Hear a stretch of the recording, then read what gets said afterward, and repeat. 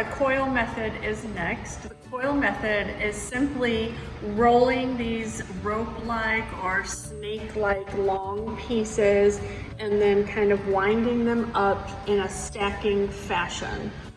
So this is a coil method where the coils were left to be exposed on the outside. When I demonstrate, I will show you about keeping the coils or getting rid of the coils.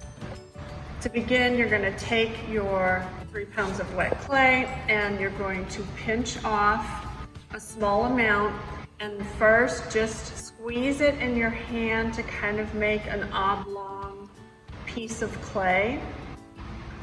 When you've got a piece about so big, you're now going to start to roll it. Make sure you roll it on the drywall boards. If you roll it directly onto the white tabletop, it will stick. So when I'm rolling this, notice I'm kind of moving my hand from left to right. That's to apply equal pressure to the coil. When I stop to look at it, if I've got a thin spot, I'm going to alternate my pressure. Then maybe I'm just going to focus over here for a little while. Okay, but pay attention to the coils and how they are remaining level and equal. Okay. Also notice that when I push it, I'm really rolling the coil multiple times. I'm not just flipping it back and forth. If you're just doing this, what you will get is a flattened coil. It will not be round. They really need to roll and flip for quite a bit. Once you have it, I'm going to say about pencil size, okay? You're going to start it out first with your base. So I'm going to roll a spiral. And I'm going to roll a spiral for as large as I want my base. Okay, when I look at the demonstration piece, I'm going to measure off of that. Okay, so that's about the same width. At that point, I'm going to pinch off the excess, okay? And you may then use either a wooden modeling tool that has kind of this thumb's edge, or you can use your finger, whatever you prefer. But for the bottom piece, no matter what your design, you do need to smear in both sides so that you do not see the coil marks anymore. Notice I'm smearing it in, but I don't care how it looks right now. Everything you do with clay has to go through an ugly stage. The wet clay stage has to be an ugly stage. All cleaning and smoothing and refining will happen in late leather hard, okay? So we're gonna move on now. There's my bottom, okay? I still have some coil left over, so I'm gonna go ahead and add that. And what I'm gonna do is stack it on the edge of the bottom, okay? And when I get to the other end of the coil, I'm not gonna stop and pinch it off. I'm gonna just keep spiraling until I run out. Okay, before I roll the next coil to stack it up, I have to tend to this one. So if you notice, the inside and the outside, I can see the coils. At least one side has to be smeared in. Absolutely has to be. If you want the coils to show on the outside, then you have to make sure you smear the inside in quite well. Again, you can use your finger for this or a wooden modeling tool. As it gets taller, it's going to be harder to reach, so these wooden modeling tools are really nice. Okay. Again, I'm not caring about smoothness right now. All right, I'm going to roll another coil. Okay, pinch off some clay. I first kind of squeeze it a little bit in my hand to make it oblong, and then I begin to roll it. Trying to make it even. Paying attention to it, you know, I'm not looking away. I'm making sure that I don't have real skinny spots. and trying to get it about pencil size. Okay, and then what I'm going to want to do is where my last coil ended, I'm going to want to give a slight overlap. Okay, don't butt them up against each other because that'll create a weak joint. So a little overlap. Now, notice on the sample piece, it starts to belly out. That happens because of placement.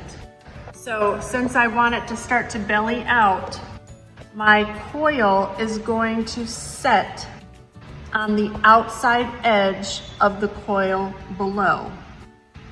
And I'm going to continue to do that until it bellies out as far as I want it to.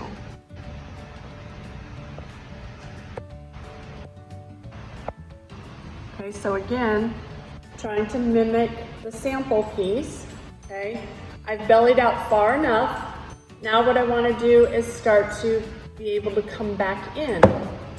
So now I'm going to maybe do a rotation with them directly on top of each other. And I've run out of coil. So now I pause, and from the inside, I smear it in. Notice my left hand is supporting the outside. If I apply all this pressure on the inside to smear it in on this wet clay, it's going to completely deform, collapse. You will notice with clay, almost everything you make, whatever method, you always need some sort of like counter pressure.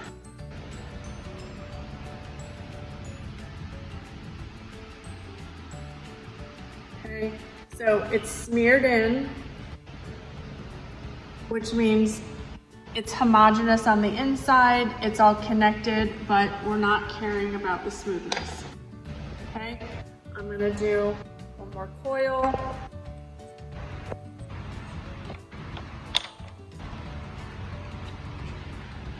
And this might be able to finish it up.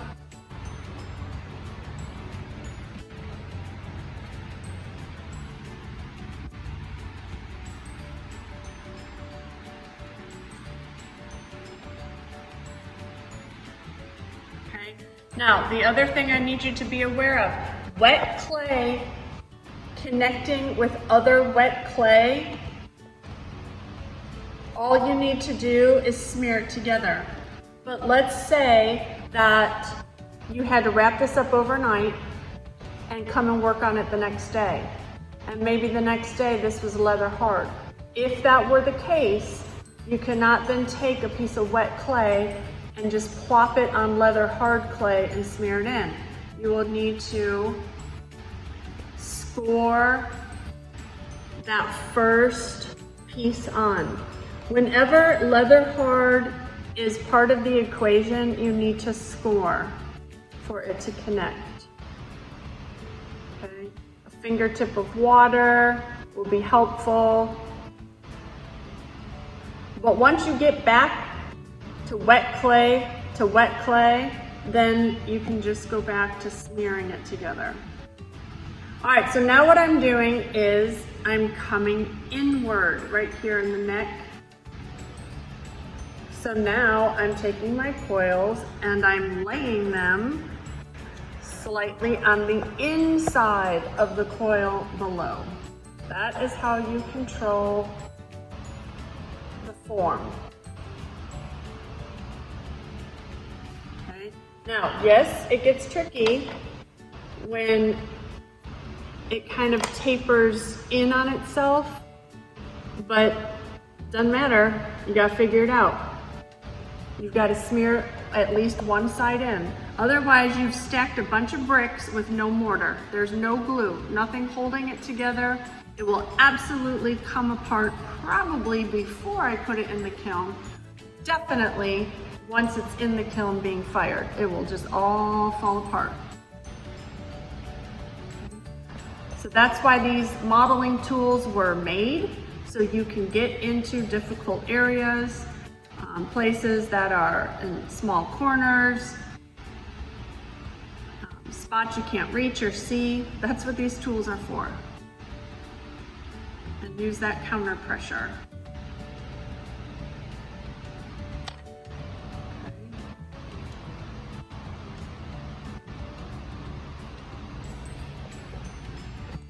One more should probably do the final trick here.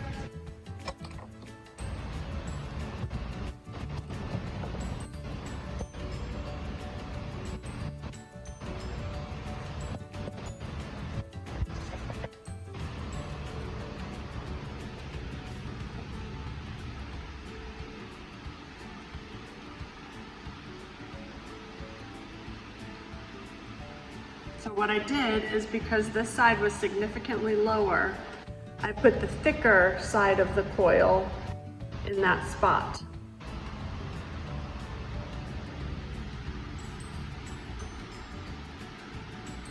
Okay, remember we are going for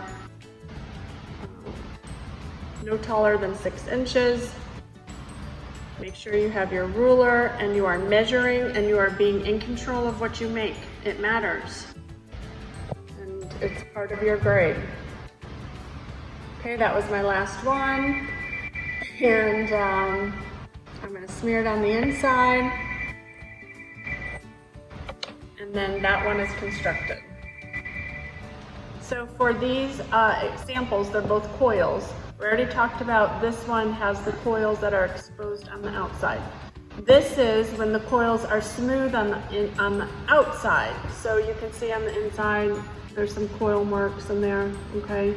So if you don't like how that looks, you can completely smooth it in, okay? If you want to make the strongest coil pot you can possibly make, is you would then smooth the coils in on both the inside and the outside, and that will be your strongest effect.